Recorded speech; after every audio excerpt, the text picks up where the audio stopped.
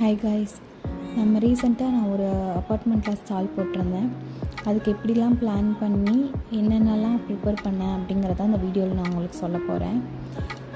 தேர்ஸ்டேவே ட்ரெஸ்லெட் cheese ready பண்ணிட்டேன். 2 types of ட்ரெஸ்லெட் cheese ready பண்ணியிருந்தேன். ஒன்று வெண்ணிலா, இன்னொன்று ரோஸ் மில்க் ரெடி பண்ணியிருந்தேன். ரோஸ் மில்க் அண்ட் வெண்ணிலா ரெண்டையுமே ஃபஸ்ட்டு தேர்ஸ்டேவே நான் சோக் பண்ணி எடுத்து வச்சுட்டேன்.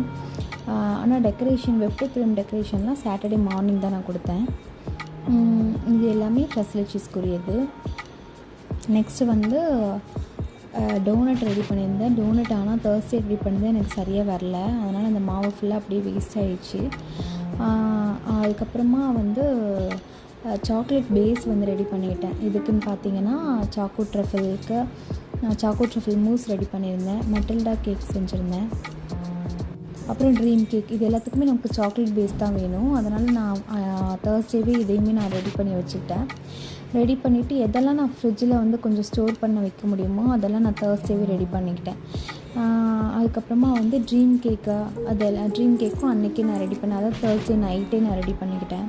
ஏன்னா ஃப்ரைடே ஒரே நாள் நம்மளால் எதுவுமே பண்ண முடியாது அப்படின்றனால ட்ரீம் கேக்குக்குரியது எல்லாமே நான் பண்ணி அதையுமே ஃப்ரிட்ஜில் நான் ஸ்டோர் பண்ணிட்டேன்.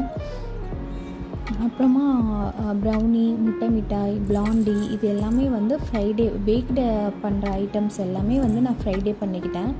குனாஃபா பைட்ஸுமே நான் ரெடி பண்ணியிருந்தேன்.